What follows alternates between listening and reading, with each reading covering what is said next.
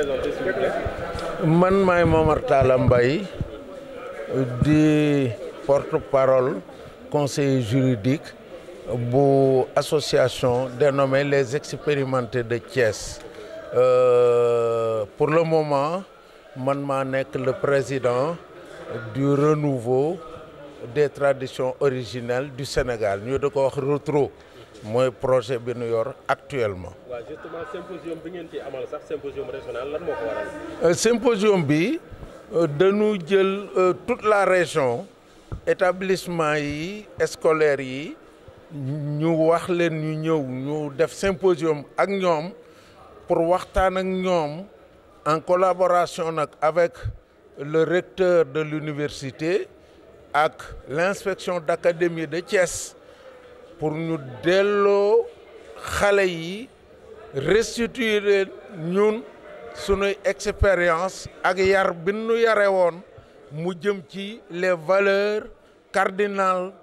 propres spécifiques aux Sénégalais ci loolu daal la ñu bëgg a jubloo ak ñoom thème bi fi mu nekk dañu ko def symposium pour di waxtaan ci thème yu jëm ci jom sutura kersa muñ la ñu bëgg a waxtaan ak ñoom ndax kat gis nañu ni fi nu toll nii ci Sénégal jot na ñun mag ñi ñu jóg wax a xale yi moo tax ñu initier ko def partenariat bi nag ak ministère de l'enseignement supérieur et de la recherche ak le ministère de l'éducation nationale ndax ñooñu boo leen amee rek am nga xale yi symposium bi dafa am daara yi dañoo ñëw daara yi seen bopp sax ñoo ngi participer waaw ñu lan ngeen gis ci xale yi ba mu jaral leen ngeen waxtaan ak ñoom ci seen yar ak seen expérience. xale yi daal liñ ci gis mooy xam nañ ni xale yi sont en perte de repère waaw dañuy wax sax en perdition par rapport à nos valeurs dañoo réer bu nu defee ne nag di waxtaan ak ñoom te dañu bëgg lii bu ñu ko defee périodiquement ñi nu délégué ci école yi bu nu ñëwee ñoom périodiquement dañuy def plancher dañuy bind ci sous-thème yooyu waaw ñun ñu valoriser ko ñi ci gën a assimiler conclusion yi nu def fii ñu neexal leen di ko def par exemple par 3 mois yeneen ñu def ko waaw dañu bëgg aussi bu nu jógee fii weer wu nekk expérimenté yi ci seen bopp mooy ñun comme ay retraité lañu ay mag lañu yàlla def na am nañu jot yu jëm ci sunu sët yi jëm ci sunu doom yi donc ñun am nañu jot xalaat pour l'avenir de la nation mooy ñoom dañu bëgg weer wu ne ñu def un débat public télévisé ko nii enregistré ko diffusé ko bëgg nañu aussi au niveau du rectorat de Thiès ak l'IA l'inspection d'académie de Thiès ñu fexe ba am un budget bu ñu leen di jox pour que conclusion symposium bii ñuy def bu ñu fi jógee xale yi fi nekkoon ñoom comité scientifique boobu encadré leen ñuy def ay projection yu mel ni ci place yu yaatu di waxtaane cosaan yeeg aada yi ak di dem ci école yi di fa def ay débat ay débat yoo xam ne yi ñun bëgg nañu ko financer bu loolu weesoo li nuy wax mooy ñun xaaruñu danoo jóg yëgal nañu lii ñuy def nag monsieur le président de la République son excellence Macky Sall le père de la nation bind nañu ko jox ko ni ko xaaruñu kenn lii ñun mag ñi sunu cëra ñu ngi koy def te dañu bëgg danañu joxe léegi ay diplôme de partenariat yoo xam ne yi tàgguwunu le ministère de l'enseignement supérieur pour décerner ko ko tàgguwunu le ministère de l'éducation nationale pour jox ko ko parce que dañu xam ne sunu warugar la ñun mag ñi ndax ki askan wi fal wóolu ko moo leen fal kon ñun ñoo leen fal bu nu gisee ni lii ñu def mu jëm ci askan wi pour defar askan wi la ñoom ñi ngànk askan wi du nu leen tàggu naan ndax mën nañ leen ci ànd ak yéen ak partenaire ak yéen dañuy ñëw ni leen yéen kat yéen a yor gune yi jël nañu leen pour ngeen accompagner nu ci lii jàpp ci ngir Sénégal ëllëg jëm kanam parce que lii ñuy def 2035 bi nga xam ni fa la plan Sénégal émergent di yegg pour redémarrer xale yi booba dana fekk jom jooju dugg ci ñoom fii 18 ans ñu mën a yeggale porté ko nag dem ak moom bu dul loolu lépp lu nu def ci plan Sénégal émergent perte la parce que du bokk ak sunuy valeur kon du mën a taxaw kon du mën a dund. mais est-ce que ci beneen wet xalaatu leen peut-être conflit de génération bëgg xale yi amaat yeneen jikko ñoom peut-être ñu mën leen a répliquer ne jamono moo dox ñu ànd ak jamono. jamono moo dox ñu ànd ak jamono ñun ñii danoo ànd ak jamono parce que boo xoolee les résultats attendus ci symposium bii ñu def danoo ànd ak jamono parce que nous parlons du concept de mondialisation ou globalisation kon kay ñun ànd nañoo ak jamono dañu ni dañu bëgg xale yi ñu yar leen saxal leen ci sunu aada ak sunuy cosaan ba pare ubbi leen nag une ouverture sélective au concept de la mondialisation ou globalisation ça veut dire dañu leen di jox sunu aada ak sunu cosaan ñuy citoyen sénégalais yu dëgër yoo xam ne ñoom kilifa yii may wax sax bu nu sañoon noonu la ñuy mel ku leen gis ak seen jukko ak seen doxin ak seen tëralin ñu ne sénégalais la waaye nag ubbi ko aussi ci lépp lu nu mondialisation indil tànn ca li nga xam ni méngoo naag sunuy aada ak sunuy cosaan li ci des ñu bàyyi ko mu jàll xam nga mondialisation c'est universel kon addina bépp mënunoo ànd ni mondialisation nga ni bokkuma waaye nag bu fekkee ñu yar la da nga maslaa ba bokk waaye lu dikkit da nga ca tànn la nga méngoo gi yow la ca mën a jariñ la ca des nga maslaa ndànk bàyyi mu kule kon ànd ak jamono moom ñoom def nañu ko waaye ñun ànd ak jamono ba pare raw leen ci lenn visionnaire di gis liy ñëw ëllëg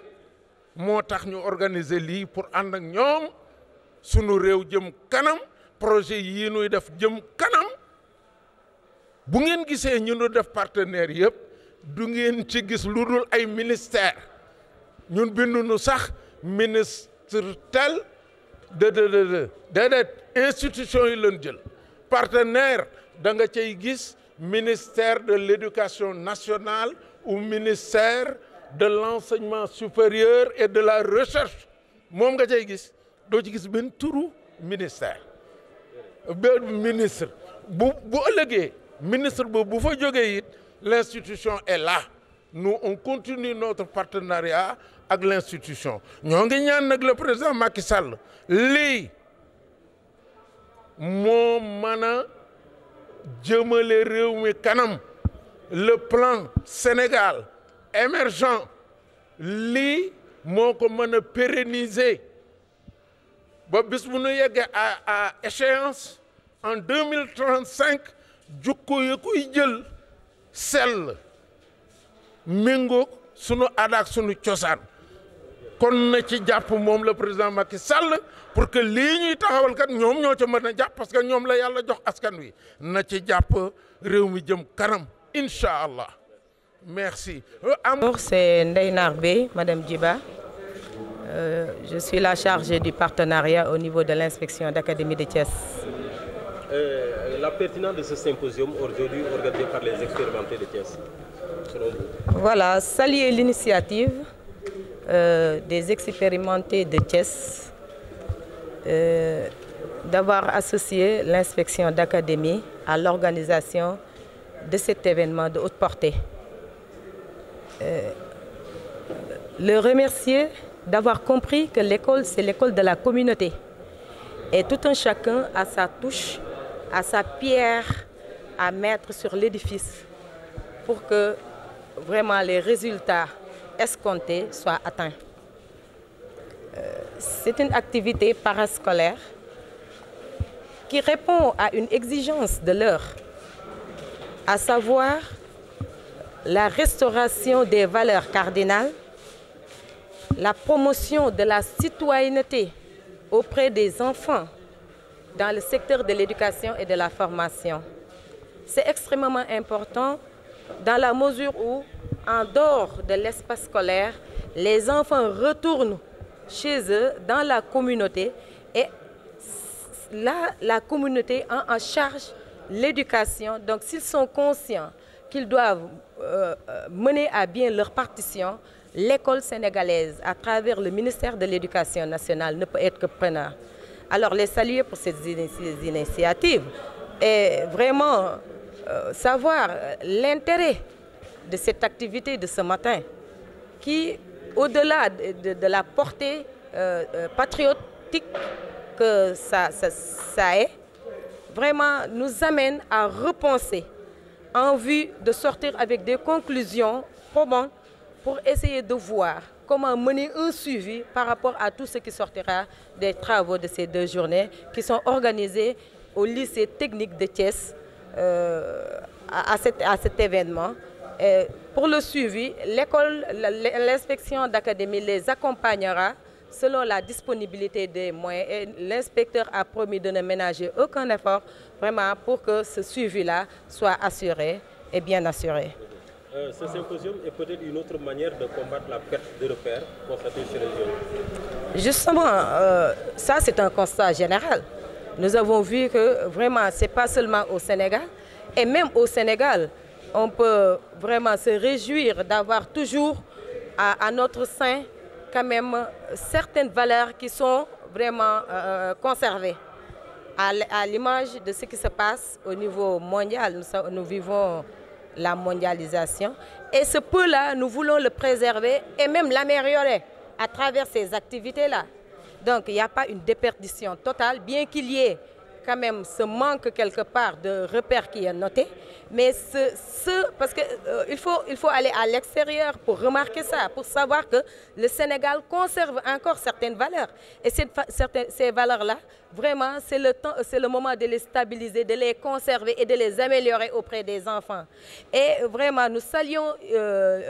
l'éducation nationale parce qu'à travers des modules aussi d'enseignement-apprentissage, ces valeurs-là sont préservées. Donc, il faut que tout un chacun s'y mette pour que vraiment le travail qui est attendu soit vraiment fait. Vous ne craignez pas un prolongement du conflit de génération entre adultes et jeunes? Bon, le conflit de génération, ça a toujours été. Ce n'est pas aujourd'hui et maintenant que ça va se résoudre. Mais nous ferons de notre mieux pour que ce conflit-là n'ait pas un grand écart, pour constituer un fossé qu'on ne peut plus rattraper dans le temps. Ce qu'on demande aux parents, c'est davantage d'améliorer la communication entre les enfants et eux-mêmes. Vient s'y ajouter la valeur ajoutée, c'est-à-dire ce que l'enseignant est en train de faire et d'installer, d'inculquer à l'apprenant. Donc, c'est pourquoi je dis que chaque pan, chaque entité de la société a sa propre responsabilité si les responsabilités devaient être réparties. Alors, c'est le moment que chacun de nous soit conscient de ses responsabilités et puisse y aller vraiment et à fond, parce que ce dont nous sommes en train de faire, sur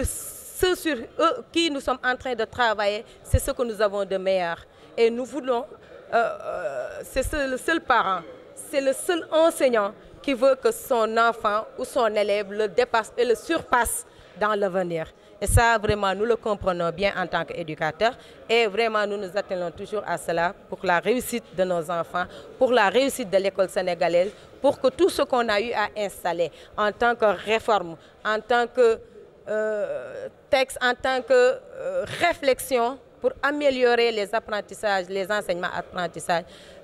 pour que ce soit une réussite in fine. En tant que mère de famille, quel appel lancez-vous à votre moment? Parce qu'en fait, l'éducation, c'est le noyau familial. Voilà, vous touchez là une cible très sensible, qui est la fibre maternelle. Et c'est là le lieu de remercier et de féliciter les mamans. Ce qui est remarqué lors des rencontres, lors des convocations, si l'école arrive à convoquer les parents pour un tel ou tel motif, c'est toujours les mamans qui répondent présentes, aussi bien aux assemblées, aussi bien à ces convocations. Cela signifie nettement que la maman suit de près l'enfant ici au Sénégal. C'est le moment de les saluer, mais aussi de les renforcer. Parce que le rôle de la maman est ce rôle de ciment, et c'est ce rôle de veille, d'alerte, de suivi quotidien auprès de l'enfant.